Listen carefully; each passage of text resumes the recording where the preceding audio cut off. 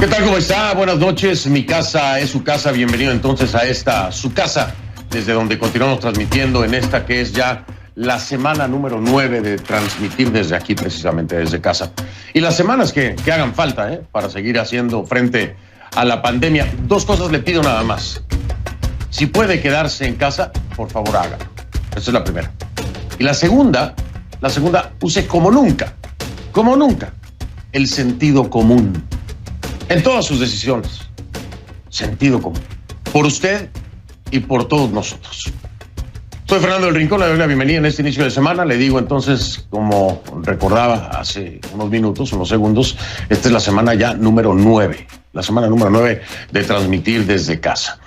Y le voy a mostrar, mientras tanto, imágenes en vivo de Miami en el Brickell City Center. Mientras le informo que el estado de la Florida alcanzó los 46,442 casos confirmados de COVID-19 y 1,997 muertes por el virus. Esto ocurre al mismo tiempo que los condados de Miami-Dade y Broward iniciaron hoy la fase 1 del proceso de reapertura económica. Pero fíjese usted, sigue siendo Miami-Dade, y no lo olvidé, el condado con mayor número de casos en el estado, con un total de 15,864 infecciones y 566 muertes. Hasta hoy, 18 de mayo, el porcentaje de casos positivos por COVID-19 muestra una tendencia a la baja, sí, a la baja. Muy leve, ¿no? Pero es a la baja. En el estado hay un descenso de 7 a 6.9 a nivel estatal, ¿no? En todo el estado de la Florida, de 7 a 6.9%. Y en el condado Miami-Dade, que es el epicentro, en el estado de la Florida, de 12.4 a 12.2%. Si se da cuenta, es mínimo el descenso, ¿no? A nivel estatal de 7 a 6.9 y a nivel condado Miami-Dade de 12.4 a 12.2. La pregunta importante aquí es si esta tendencia se mantendrá después de esta primera fase de reapertura. Arrancamos hoy en los condados Broward y Miami-Dade. Ojo, Miami-Dade, el epicentro con mayor número de casos a nivel estatal, y el segundo lugar con mayor número de casos, el condado Broward. Así que estos dos inician hoy esta fase 1 de reapertura. Hay muchas limitaciones, sí, pero esta tendencia a la baja es mínima. ¿Se mantendrá así? Ojalá que sí, ¿no? Ojalá que así se mantenga. Pero está la reapertura. Se estarán tomando las medidas necesarias, se estará utilizando el sentido común como debería de usarse. Le dejo la pregunta, ¿usted cree? ¿Usted cree que se mantendrá la tendencia a la baja? Ojalá que sí. Todos lo deseamos. Vamos a estar, por supuesto, muy pendientes. Comenzamos entonces.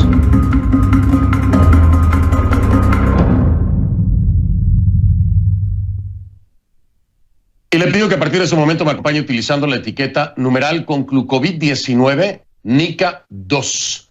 Estamos haciendo el seguimiento del programa que hicimos el viernes sobre Nicaragua.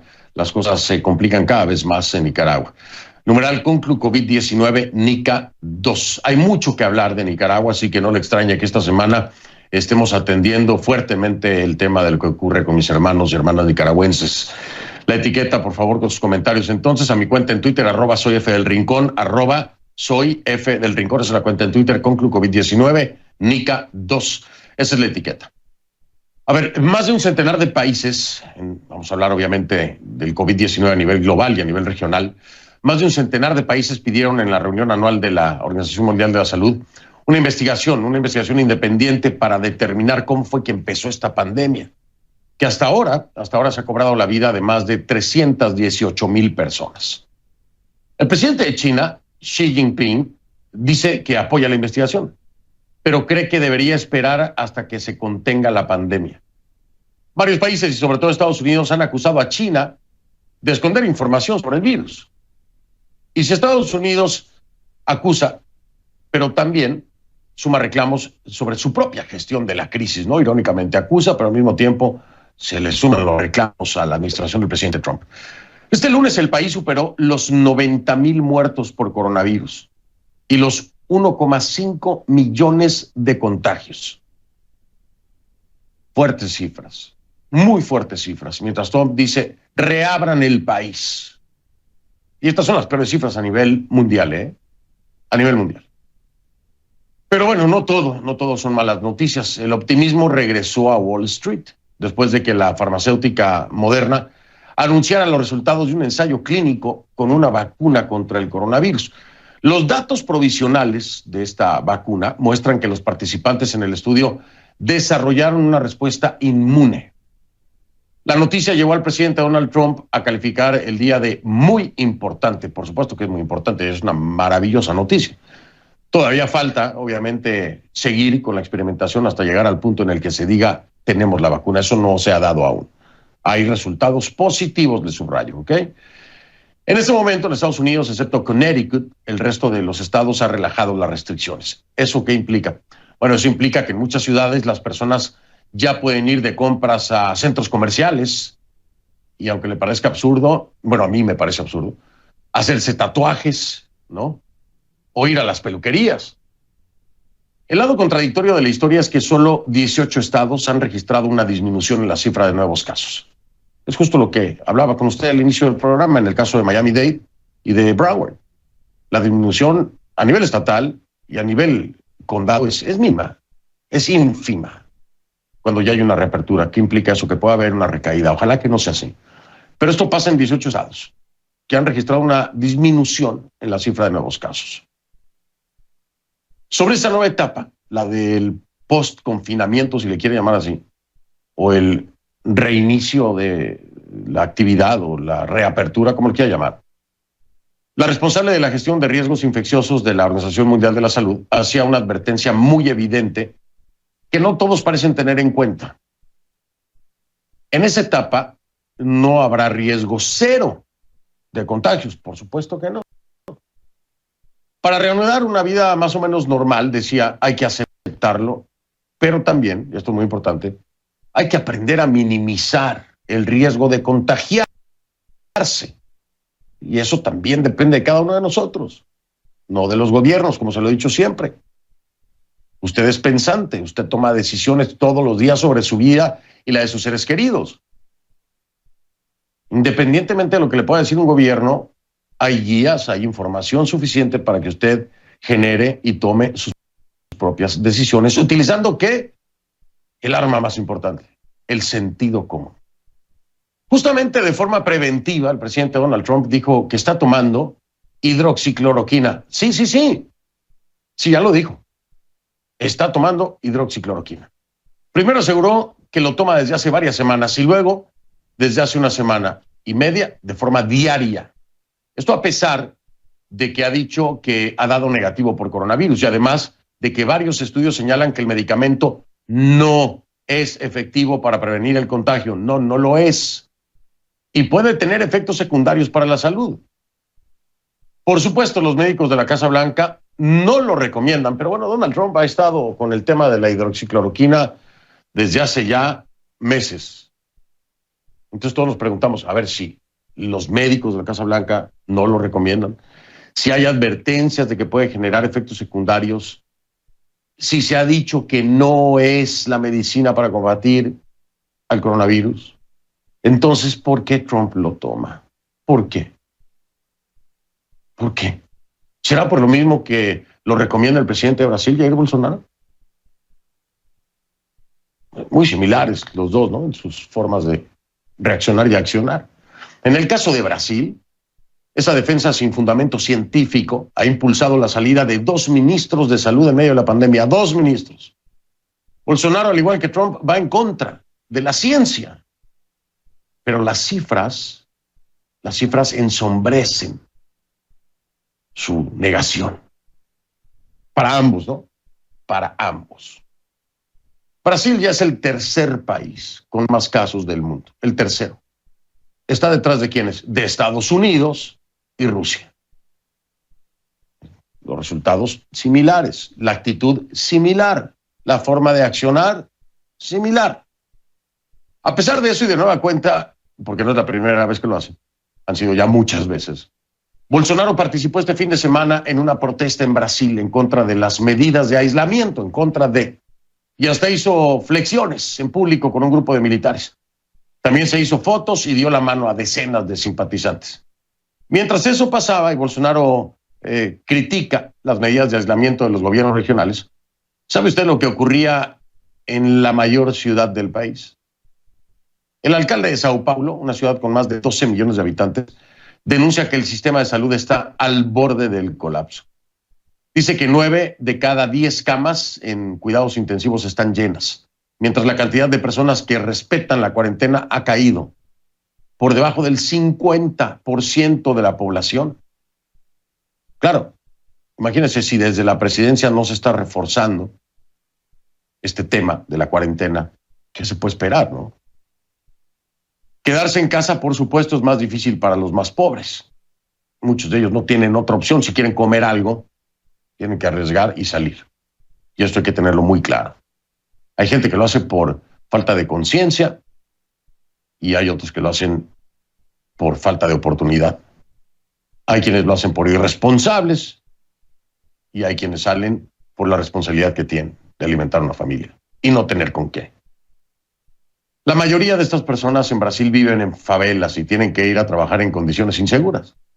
Sin embargo, la realidad impuesta por el coronavirus exige que se cumplan unos requisitos mínimos para que el trabajador esté protegido. Esos lineamientos de seguridad sanitaria básicos en el entorno laboral fueron anunciados en México por la Secretaría de Economía.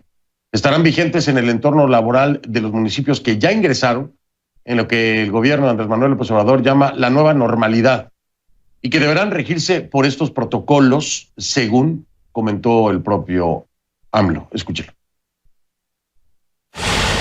Y se les va a ir dando el permiso, la autorización, con protocolos, es decir, no puede volverse a atender a todos los trabajadores. Hay que cuidar aforos, hay que cuidar la entrada, la salida de los trabajadores, tiene que tomarse la temperatura, en fin, se tiene que cuidar a los trabajadores.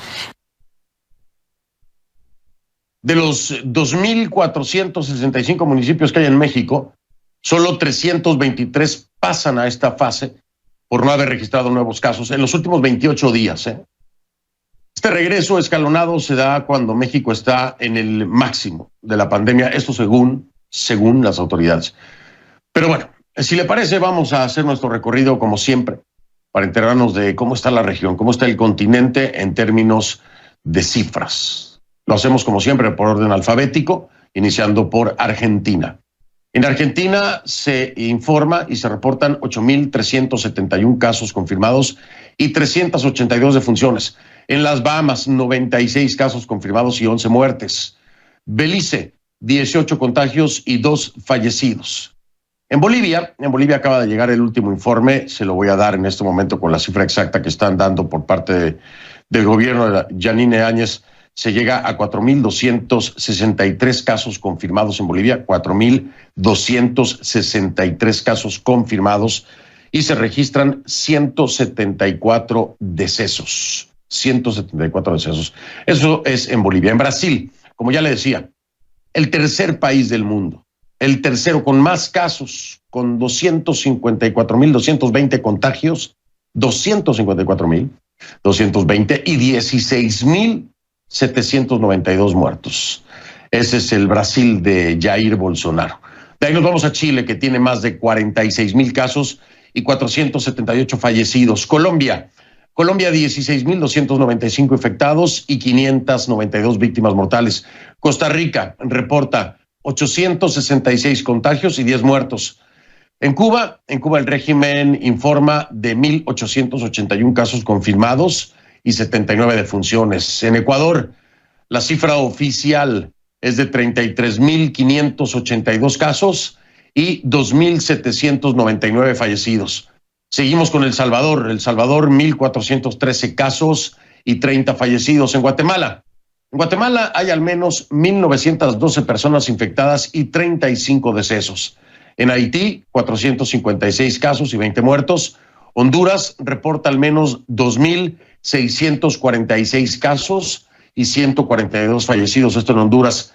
En Jamaica, 520 contagios y 9 muertes. En México se eleva a 51.633 los casos confirmados, 51.000 5.633 y 5.332 el número de muertes. Nicaragua, el régimen Ortega Murillo, reconoce 25 casos y 8 muertos. Le repito esto según el régimen Ortega Murillo, 25 casos y 8 muertos. Panamá, 9.726 contagios y 279 muertes. En Paraguay, 788 casos y 11 fallecidos. En Perú, desgraciadamente tiene cifras elevadísimas también. 94.933 casos y 2.789 muertes. Esto es en Perú, cifras muy altas. El presidente Vizcarra ha reconocido que se ha llegado prácticamente al límite. Esperemos que estas cifras bajen pronto por todos nuestros hermanos allá en Perú. De ahí nos vamos a la Isla del Encanto, a Puerto Rico, en donde se cuentan 2.710 contagios y 124 fallecimientos. República Dominicana contabiliza más de 12.725 casos, 12.725 y 434 defunciones. En Uruguay, 737 infectados y 20 fallecidos. En Venezuela, el régimen de Maduro reconoce 618 casos y 10 muertos. Le subrayo, de acuerdo al régimen de Maduro. Vamos a marcar una pausa. Al regresar, el último adiós de un hijo a su padre en una transmisión a través de las redes sociales, en lo que califican o llaman un entierro express. Esto ocurre también de noche y esto ocurre en Nicaragua. Vamos a hablar acerca de eso. Precisamente estaremos hablando con este joven que desgraciadamente perdió a su padre. También más adelante, en estas conclusiones, ¿apaga el gobierno mexicano las energías renovables? ¿Las apaga? Vamos a hablar con nuestra Gabriela Frías de Portafolio Global, que nos tiene un análisis de qué es lo que está ocurriendo en México. El tema del petróleo y el tema de la energía ha sido un tópico central de Andrés Manuel López Obrador en sus mañaneras, así que vamos a hablar con Gaby a ver qué es lo que está pasando. Todo esto y más cuando regresemos de la pausa aquí en Conclusiones.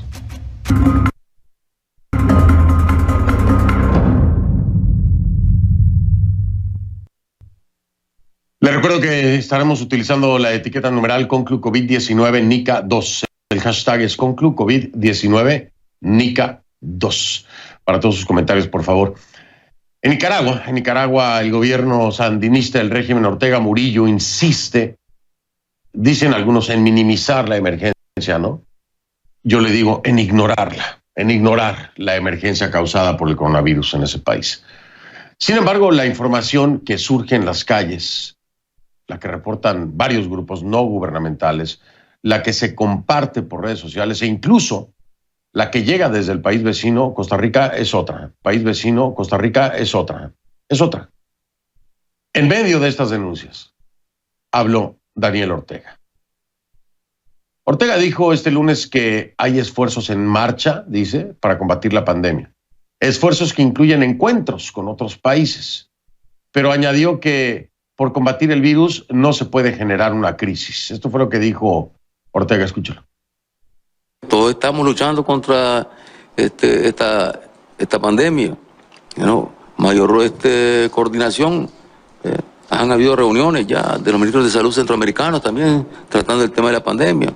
Lo importante es que por combatir la pandemia no se puede crear una crisis y una pandemia que tendría un impacto humanitario y que afectaría al final de cuentas a la población centroamericana. Por supuesto, las declaraciones de Ortega no convencen a todos, ¿no? Para muchos la emergencia ya está. Es decir, desde hace un buen rato hay una emergencia en Nicaragua. Dentro y fuera del país hay sectores que cuestionan la forma en que ha manejado la situación. Aseguran que en el país centroamericano hay una emergencia sanitaria con altos números de infectados por COVID-19 y también de fallecidos. Por ejemplo, el Observatorio Ciudadano COVID-19, un grupo no gubernamental que registra los estragos de la pandemia en Nicaragua de forma independiente, contabiliza hasta el pasado 13 de mayo, 1.270 casos sospechosos confirmados y 233 muertes sospechosas que podrían estar relacionadas al virus. Ahora, el problema aquí también es que hay autopsias, no las hay. quien determina o no están determinando cuáles son las causas de muerte. Este es un problema muy importante. Hasta el pasado 12 de mayo, el régimen de Ortega, por su parte, solo había reconocido 25 casos y 8 muertos. La discrepancia es gigantesca con las cifras y las denuncias, bueno, se acumulan. Una de ellas surgió este fin de semana, en uno de los llamados entierros express, que les decía yo. Una modalidad de Nicaragua donde los féretros son trasladados de un hospital hasta el cementerio para que el cuerpo sea enterrado con o sin familiares y de forma rápida. A bordo de su vehículo y a alta velocidad, el hijo de un reconocido piloto de aviación nicaragüense compartió el último adiós a su padre en una transmisión a través de redes sociales. El recorrido fue desde el hospital militar hasta el cementerio central de Managua. El joven alega que su padre falleció a causa del coronavirus, algo que, a falta de una prueba, no queda claro. Mario Medrano nos cuenta la historia, ponga atención. Quiero que sepan que aquí voy solo, detrás de mi papá, aquí lo llevo. Luis Cristóbal Ciero Alfaro acompaña el último viaje de su padre Cristóbal Ciero Güemes, de 59 años, quien se desempeñaba como piloto de la aerolínea de vuelos nacionales La Costeña. Ciero falleció el 15 de mayo. Su hijo cree que perdió la vida por el coronavirus. Yo estaba tratando de buscar la manera para poder compartir ese último transcurso, ¿verdad?, que él iba a tener, y literalmente pues pensaba solamente en mi mamá, que está en los Estados Unidos. Luis Cristóbal cuenta que su padre ingresó el 10 de mayo al hospital militar con síntomas aparentes de coronavirus, aunque solicitó le practicaran la prueba de detección del virus. Según él, no la realizaron. En el certificado de defunción, según Luis Cristóbal, los médicos describen como causa de muerte arritmia letal y neumonía atípica. Él murió hoy a las 11 de la mañana, paro cardíaco. A mí me habían indicado fuentes internas por ahí de que le hacen y le extraen la prueba, pero esa prueba la envían al CILAIS y sea negativo o positivo, ellos no comparten información. A diferencia de los entierros tradicionales donde hay misas, vela, en los casos sospechosos de coronavirus, los médicos orientan a enterrar a los difuntos de forma inmediata. Durante el recorrido del hospital militar hacia el cementerio general, el carro fúnebre que conducía el cuerpo del padre de Cristóbal Ciero aceleraba y en un momento avanzó contra la vía, algo que el joven no comprende, porque asegura que el cuerpo de su padre estaba en doble caja para evitar contagios, y el personal de la funeraria portaba equipos de protección. 70 kilómetros por hora, esto es un caos, loco. La verdad de las cosas es que es impresionante. El área de atención al cliente de funeraria El Alba dijo a CNN que tienen instrucciones precisas para evitar contagios en los funerales y que se ha incrementado la demanda de servicios funerarios. Otras funerarias consultadas también aducen razones de prevención en la velocidad para llegar a los cementerios. Hasta el 12 de mayo, el Ministerio de Salud reporta 25 casos de coronavirus y 8 fallecidos por la enfermedad, mientras 216 personas estaban en seguimiento por presentar los síntomas. Mientras el Observatorio Ciudadano COVID-19 reportó al 13 de mayo 1.270 casos sospechosos de coronavirus, incluyendo los reportados por el Ministerio de Salud. Hasta el 14 de marzo, 33 personas murieron por neumonía y 233 muertes sospechosas de COVID-19. El Observatorio Ciudadano es un esfuerzo colaborativo interdisciplinario que reúne información de 17 departamentos del país y la zona caribe de Nicaragua. No es un informe oficial de país. Epidemiólogos independientes afirman que en el país ya existe contagio comunitario. Ya tenemos muertos en Nicaragua, ya tenemos gente enferma. Yo mismo ayer atendí 15 pacientes y ese es COVID-19. Aunque yo no tenga para hacer la prueba, pero clínicamente es. La vicepresidenta Rosario Murillo considera que las publicaciones de familiares de parientes fallecidos por razones asociadas presuntamente al coronavirus y sepultados de noche y a toda rapidez son noticias falsas. Así lo reiteró en su llamada a medios oficiales el 15 de mayo. Emiten sus mensajes mentirosos, sus noticias falsas, sus campañas de pánico. Luis Cristóbal reiteró durante el cortejo fúnebre de su padre que el coronavirus y las muertes por la enfermedad son una realidad en Nicaragua y exhortó a tomar medidas de prevención para no vivir esa tragedia. Para CNN, Mario Medrano, Managua. Gracias a Mario Medrano.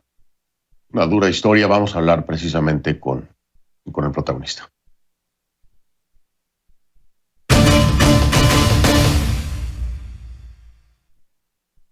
Le doy la bienvenida, agradezco que me acompañe a Luis Ciero Alfaro. Es hijo del capitán Luis Cristóbal Ciero Güembes. Descansa en paz, en vivo desde Managua. Luis, te doy mi más sentido pésame. Buenas noches, lamentamos mucho la pérdida de tu padre. Desde aquí recibe mis condolencias y un fuerte abrazo. Muchísimas gracias, Fernando. Gracias por este espacio, ¿no? Para poder permitirme expresar un poco con respecto al video que hice este fin de semana pasado. Es muy doloroso el hablar, el tener que hablar de la pérdida de tu padre, pero al mismo tiempo creo que es muy valiente en muchos sentidos lo que has hecho, Luis. Por un lado es una especie de homenaje a tu padre. Hoy aquí estamos hablando del capitán Luis Cristóbal Ciero. Hoy aquí de alguna forma se le rinde homenaje a su nombre y a su legado, pero al mismo tiempo denuncias algo que desde el régimen Ortega Murillo tratan de ocultar y que incluso llaman noticias falsas y mentiras. Luis, lo tuyo es muy serio, es muy real y no es una mentira. Claro. Es decir, yo siempre traté en primera instancia, ¿verdad?, en poder compartir este video para que se muestre un poco lo que se está viviendo en la realidad de Nicaragua. Con esto, pues, principalmente yo lo que quise fue darle el último adiós, ¿no?, en acompañamiento con las personas que estuvieron en sintonía conmigo en este Facebook en vivo. Y de igual forma, pues, demostrar un poco, ¿no?, lo que se vive en carne propia al momento de que le ordenan a uno que tienen que ir a enterrar el cuerpo de su familiar, cuando a uno ni siquiera le dicen que es COVID positivo o no, ¿verdad? Porque en este caso a mi papá lo que le declaran es una neumonía bilateral severa. Eso fue con lo que a él lo diagnostican, perdón, y sin embargo, pues ese diagnóstico no incluye la posibilidad de tener que ir a enterrarlo de forma inmediata. Sin embargo, yo estoy 100% convencido y plenamente seguro que los síntomas que él tuvo correspondían a esta enfermedad. Cuéntame un poco acerca. Primero hay que entender lo que dice Luis Ciero, se lo quiero poner en contexto muy sencillo. Es decir, lo que nos está diciendo aquí Luis es a su padre, el cuerpo de su padre, lo sacan de noche, se lo llevan de inmediato a enterrar en lo que correspondería a un procedimiento para un fallecimiento por COVID-19. Sin embargo, a Luis no le dicen que el fallecimiento de su padre es por COVID-19, le dicen que es una neumonía. Entonces, si fue una neumonía, ¿por qué usar un procedimiento para COVID-19? Eso es lo que nos está diciendo Luis, que es una incógnita que hasta hoy no he encontrado respuesta por parte del régimen Ortega Murillo, ¿no? Pero entender, Luis, tu padre, el capitán Luis Cristóbal, ¿cómo empezó a sentirse mal? ¿Cuándo? ¿Qué sentía? ¿Y qué pasa cuando acuden precisamente a un centro de salud? Cuéntame un poco ese momento y ese proceso. Bueno, en este caso, él comenzó con síntomas que ya están claros, ¿no? Comenzó con una tos seca. Posteriormente comenzó a sentir dolores de cuerpo. Incluso logramos notar en algunos momentos que él, en algunas partes de su cuerpo, le salían algunas especies de moraditos, ¿no? Esto puede ser a causa de los trombos que se generan a causa de esta enfermedad. Posteriormente comenzaron las temperaturas arriba de 39 grados y esto le comenzó a generar a él un poco de preocupación, ¿verdad? Porque él ya estaba un poco más convencido que estaba teniendo síntomas de este virus. Sin embargo, él optó, primero que nada, ¿verdad? En la primera semana de este mes, de mayo, él comenzó con esos síntomas y esa misma semana, ¿verdad? Que él pues ingresó al hospital. Él fue primero que nada a un centro de salud que se llama Centro de Salud La Morazán, está aquí cerca de la casa y es al que nos corresponde ir, ¿no? Para poder ser atendido y revisado, incluso que te practiquen la prueba, porque deberían de tener la posibilidad de hacértela. Sin embargo, no se la hicieron. Eso fue un martes, la primera semana de mayo. Posteriormente, pues lo mandaron a la casa, le dieron unas medicinas para calentura, como acetaminofén, novalgina, loratadina para infecciones. Y transcurrió la semana, ¿verdad? Y los síntomas venían empeorando un poco más. Posteriormente, el día viernes, la temperatura era tan alta y él comenzó a sentir leves complicaciones para respirar. Esto ya nos convenció, ¿verdad?, que se trataba de este virus letal. Y ese día, como él está asegurado con el INSS, el Instituto Nacional de Seguridad Social, él decidió ir al hospital militar ese viernes a pasar consulta. Sin embargo, como no llega con un cuadro clínico grave, igual lo valoran, le vuelven a dar sus medicamentos, novalgina, loratadina, y le recomiendan un jarabe antitusivo y lo mandan de reposo 7 días para la casa. Él se vino preocupado, ¿no? Porque pensó que de igual manera le iban a hacer la prueba, sin embargo, tampoco se la practicaron. Pasó el viernes, ¿verdad? Y el sábado su problema respiratorio comenzó a empeorar un poco más. Es decir, ya estaba teniendo una fatiga, un cansancio que le generaba a él, ¿verdad?, complicaciones, ¿verdad?, más seguidas para poder respirar. Y el domingo ya amaneció totalmente grave. Incluso las puntitas de sus dedos, la puntita de su nariz, la puntita de los dedos de sus pies estaban tornándose de color cianótico por falta de oxígeno, ¿no? Esto a causa, ¿verdad?, de la infección que causa en los pulmones y por los trombos que se producen en el mismo pulmón. Uh-huh. Me lo internan y lo comienzan a tratar. El domingo sí ya le ven un cuadro clínico tan grave que sí deciden internarlo. Y automáticamente me hacen firmar documentos donde a él pues le tienen que instalar un catéter para inyectarle todas sus medicinas y un documento también que si en dado caso había que entubarlo, yo lo autorizaba. Pero él en este caso obtuvo ciertas mejorías en el transcurso de la semana, pero la enfermedad es tan letal que la causa de su muerte ya no viene siendo la infección en sus pulmones, ni la fiebre, ni ninguno de los otros síntomas como lo de la gripe, sino que el cansancio que le generó, ¿verdad?, esto a falta del oxígeno, su cuerpo se esforzaba tanto y su corazón venía trabajando más rápido, lo cual el jueves de esta semana que él fallece, un día antes, a mí el doctor me dice: Cristóbal, tu padre ha mostrado una mejoría con respecto a la infección en sus pulmones, ya no tiene fiebre, ya no tiene dolores, vamos a tratar de retirarle el ventilador que tiene puesto. Sin embargo, estos son los primeros síntomas que él presenta, pero posteriormente vienen las complicaciones con los otros órganos. Y es ahí donde comienza el mismo jueves que le iban a retirar el ventilador, la complicación con su corazón. Comienza con una arritmia severa y la comienzan a controlar el jueves. Durmió bien, el doctor me llamó por la mañana y me indicó pues que el viernes nuevamente la arritmia estaba regresando, que iban a comenzar a tratarlo nuevamente. Eso fue a las 10 de la mañana. Sí. Y una hora después, como a las 11:10, 11:15, me indicó que el corazoncito de él ya no había soportado tanto trabajo excesivo que le exigía su cuerpo a falta de oxígeno. Entonces, tuvo un paro cardíaco letal, ¿no? Posteriormente, ya me notifican la muerte. Sí. No, te decía que lo has descrito. Muy importante escuchar con atención lo que nos dice Luis. Tristemente, y la pregunta la voy a hacer solo para que me la confirme Luis después de la pausa. Tristemente, en todo este proceso, con todos estos síntomas, con toda esta sintomatología que cualquiera con 2 dedos de frente puede darse cuenta que tiene una vinculación prácticamente al 100% con el COVID-19, nunca nadie le hizo la prueba al capitán Luis Cristóbal. Nunca nadie le hizo la prueba al capitán Luis Cristóbal. ¿Por qué? ¿Por qué nadie le hizo la prueba?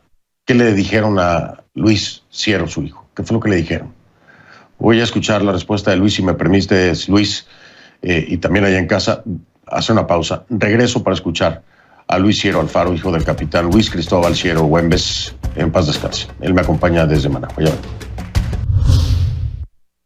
De regreso con Luis Ciero Alfaro, hijo del capitán Luis Cristóbal Ciero Güemes. Descansa en paz, en vivo desde Managua. Luis, la pregunta es, a todo esto que nos has contado, nunca nadie le hizo una prueba de COVID-19 a tu padre. No, nunca. En efecto, el mismo domingo que yo lo ingresé a él en el hospital, el médico que lo ingresó a él, yo le pregunté, después de haberle tomado las tomografías de pulmón que le hacen a uno para ver cómo están, y dieron resultado que tenía infección en los pulmones. Yo le consulté a él, doctor, a ustedes le van a practicar lo que es la prueba de COVID a él para verificar si es positivo o negativo. Y él respondió, ¿verdad? No, en este caso lo que nosotros hemos detectado es una infección en sus pulmones, lo cual lo que le diagnosticamos por ahora es una neumonía bilateral severa.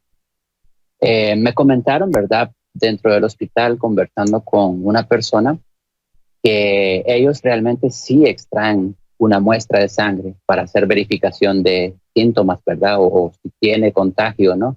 Pero esta prueba no dan a conocer el resultado, sea negativo o positivo. Entiendo que la mandan solamente al CILAIS, que son los que recepcionan, ¿no? Que son las pruebas, y no te dicen nada. Mantienen siempre su diagnóstico e incluso en su acta de defunción mantienen, ¿verdad?, que fue neumonía lo que él tuvo y un paro cardíaco letal, que fue lo que termina de culminarlo a él, ¿no? Pero no hubo una práctica en específica de la prueba. Increíble escuchar todo lo que nos estás diciendo, que nunca se ha hecho una prueba de COVID-19, que si se tiene un resultado de muestras sanguíneas en donde necesariamente arrojaría el resultado de COVID-19, que ni siquiera se pueda dar eso, que esa información no se le entregue ni siquiera a los deudos, a los familiares del fallecido. Es increíble. Es increíble que al parecer se esté disfrazando la muerte del capitán Luis Cristóbal Ciero Güemes como una neumonía o neumonía típica o neumonía extrema o severa, cuando en realidad lo que hay aquí es un cuadro completo de COVID-19, que tendría que darse una certificación para que pudiéramos confirmarlo independientemente. Sí, es cierto, pero Luis Ciero Alfaro, su hijo, un servidor y cualquier otro médico que nos esté viendo, le diría que el cuadro y tristemente el resultado de la muerte fue a causa de COVID-19. Que no se reconozca ni siquiera y que se proceda al entierro del capitán Luis Cristóbal de noche, express y sin que puedan estar presentes sus seres queridos en un procedimiento solo para enfermos o contagios de COVID. No hace ningún sentido. Luis, siento mucho todo lo que nos has contado, siento mucho que estén pasando por esto, siento mucho la muerte de tu padre. Gracias por compartirlo, porque esto seguramente es la punta del iceberg de muchas otras cosas más que nos vamos a ir enterando poco a poco, Luis. Ojalá pudiéramos de otra forma ayudarte, pero creo que hoy tú, con todo este dolor, estás ayudando a mucha gente, porque se está dejando ver y saber lo que ocurre en Nicaragua. Te abrazamos con todo nuestro cariño, a tu familia también, Luis, por favor, y que bueno, que encuentren paz. No sé qué más decirte, Luis. Gracias por estar aquí y lo siento de verdad mucho. Gracias a ustedes, Fernando. Aquí estamos para lo que se pueda. Para lo que se pueda ayudar, Luis. Un fuerte abrazo. Es Luis Ciero Alfaro, hijo del capitán Luis Cristóbal Ciero Güemes. En paz descanse, en vivo desde Managua, Nicaragua. Un abrazo, Luis. Hasta siempre. Hago una pausa y regresamos. Regresamos ahora con Gabriela Frías y el tema de las energías en México. Ya. Le doy la bienvenida a nuestra Gabriela Frías de Portafolio Global. Está conectada desde su casa allá en Atlanta y bueno, mi casa es su casa, Gaby, así que bienvenida a casa. ¿Cómo estás, Gaby? Bien, Fernando, te tengo que contar una historia y es la historia del cambio de reglas del sector eléctrico que anunció el gobierno mexicano, que ha generado mucha preocupación, mucho malestar, cambio de reglas sobre la marcha. Te voy a platicar rápidamente. Es muy técnico, puede ser hasta aburrido, pero es preocupante porque hasta Greta Thunberg podría estar sentándose frente a la Secretaría de Energía para reclamar. El cambio de reglas, Fernando, tiene que ver con dos cosas y hay más, pero importantes. Todo esto es contra las energías renovables. Les cancelan lo que serían o les suspenden las pruebas preoperativas a aquellas centrales eléctricas que funcionan a base de energías renovables. Y esto está hablando de poner en veremos unos 40 proyectos con inversiones ya comprometidas de más de 6,000 millones de dólares. Algunas de ellas tenían previsto activarse en 2021, por un lado. Por otro lado, Fernando, está todo el tema de cómo se despacha la energía en México. Y el criterio original era darle prioridad a las energías más baratas, las renovables. Bueno, pues ese criterio ahora cambia y lo que dice ese criterio es que la Secretaría de Energía va a dar prioridad a aquello que considere estratégico. Obviamente el vuelco aquí es en favor de la Comisión Federal de Electricidad. ¿Y a base de qué funcionan algunas de las plantas de la CFE? Bueno, pues a base de combustóleo. Este es un, digamos, un insumo que es altamente contaminante, Fernando. ¿Y de dónde lo saca? Bueno, interesante, lo va a sacar de Pemex y sus refinerías, que tiene 6, y tú sabes que quiere refinar más el gobierno. Así que le abre la cancha al gobierno para ello. Fernando, lo que también molestó es cómo se hizo esto. La semana pasada, directamente la Secretaría de Energía quiso publicar en el Diario Oficial de la Federación estas reglas. La autoridad que revisa estas reglas antes de publicar y que decide si habrá costos o no para los interesados, para el mercado, etcétera, le dijo no se pueden publicar, hay que abrir a comentario. Pues cómo estuvieron las cosas, que el titular de esa comisión renuncia y la Secretaría de Energía se impone y pone directamente esto que ya generó extrañamiento de Canadá, la Unión Europea, todas las cámaras empresariales del país y también otras en Estados Unidos. Y ante todo lo que son los litigios que se vienen, eso fue lo que dijo el presidente de México. Es para que estuvieran ofreciendo disculpa, no para que estuviesen demandando. Es para que estuviesen aceptando de que se excedieron y que ya no se puede seguir con lo mismo. Están muy enojados porque no pagaban impuestos y se están presentando denuncias y se trata de grandes corporaciones nacionales, extranjeras, que tenían una gran influencia hasta en los partidos. En la carta de los empresarios, Fernando, muchas cosas muy fuertes. Esto representa un ataque frontal a la certeza jurídica de las inversiones en México, por decir una. Habla también de afectados, al menos 18 estados de la República que representan inversiones por más de 30,000 millones de dólares. Y Fernando, cierro pues con esta idea. Directamente hay que decir que el mensaje vuelve a ser que aquí se cambian las cosas, se cambian las reglas y luego se pregunta. Gaby, yo te voy a responder con otra reflexión, ¿no? Sin duda alguna habrá procesos legales con todo el derecho de hacerlo, pero habrá que pensar si este tema de la energía no le termina apagando la luz a Andrés Manuel López Obrador. A la 4T, ¿verdad? Se le cortan la luz a la 4T. Puede ser. Es un tema sumamente delicado en México, lo sabes tú, lo sé yo y lo sabe la comunidad internacional. Así que, pues que vaya consiguiendo un transformador, por si las dudas. Y Gaby, antes de que nos corten la luz, te veo mañana, ¿no? ¿O qué? Claro que sí, buenas noches, Fer. Abrazo, mi Gaby, buenas noches allá en casa, en Atlanta, Georgia, nuestra Gabriela Frías de Portafolio Global. Mañana, por supuesto, nueva cuenta con nosotros. Yo hago pausa, regreso. F del Rincón en Instagram, esa es mi cuenta, F del Rincón en Instagram, ya lo veo. Soy Fernando del Rincón, buenas noches, lo veo mañana, lo dejo con imágenes de Miami.